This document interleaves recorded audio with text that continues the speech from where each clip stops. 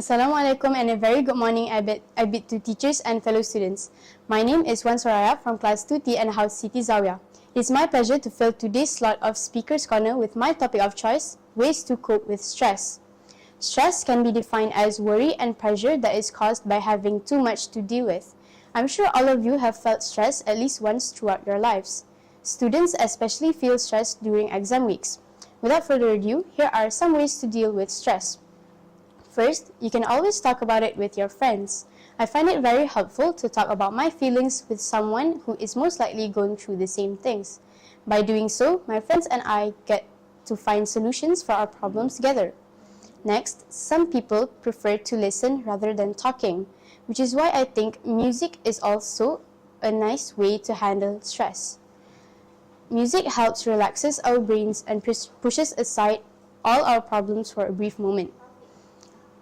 It is without a doubt my favorite way of handling stress, especially when I'm studying. It helps me remove negative thoughts in my brain and help me focus more on what I'm trying to study. Other than that, we should also take care of our health, mentally and physically. A healthy body is important to maintain a healthy mind. Stress could also lead to physical injuries when it reaches the level of self-harming, which is why we have to handle our stress before it gets out of hand. And last, I always try to focus on the good things. When I'm stressed about an exam, I would think to myself, oh, it's only for 1 week, it'll be over soon.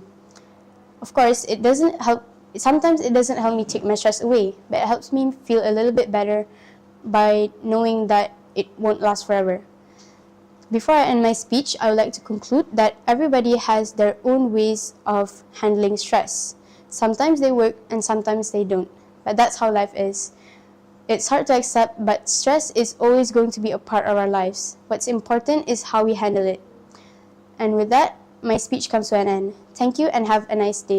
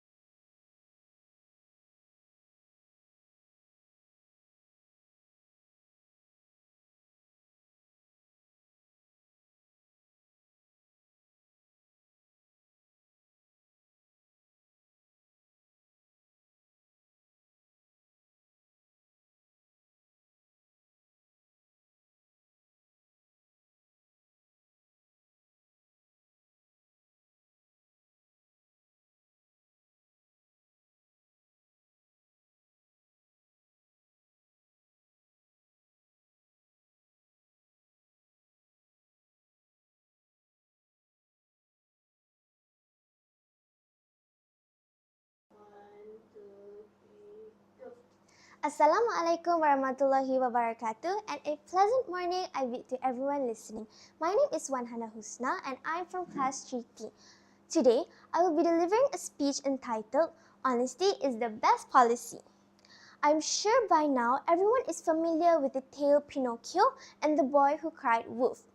While Pinocchio's nose elongated whenever he told a lie, the boy in the other story met a terrible thing upon lying to the villagers. Now, these stories, these tales are an effort taken to teach children the consequences of lying. However, they fail to focus on the fact that being dishonest to others is also being dishonest to oneself. Now, why exactly do I say this? Well, honesty enables a person to become a better version of themselves. It encourages them to become more genuine and without nothing to hide. Well, this will result into them becoming more trustworthy. When they are more trustworthy, people will tend to like them even better. Well, being honest is one of those roads that may not always be easy, it will simplify your life to a great extent once you start applying it. While people who are honest have nothing to worry about, lying on the other hand is a bad habit. It's like quicksand. Once you start lying in it, you will find yourself being caught up in it because you keep on lying and lying as time goes by. This will bring negative effect because people will start perceiving you negatively. People will start perceiving you negatively, and we all know how hard it is to remove bad impressions. Now, with that being said, regardless of your intentions, everybody, being honest is one of the most useful tactics to achieve a healthier lifestyle, because not only being honest will make people like you even better, but you are honest with yourself. And with that being said, Benjamin Franklin's quote, "Honesty is the best policy," is a plain truth of life. With that, I thank you.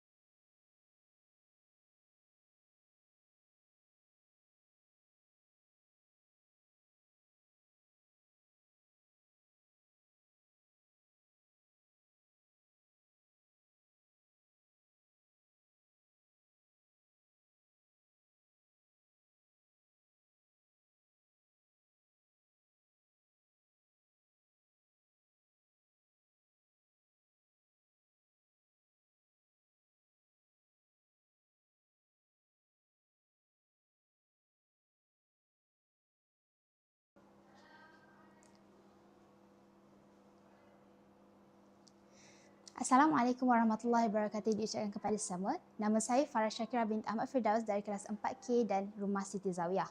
Jadi pada hari ini saya akan berkongsi tentang terapi atau tekanan muzik.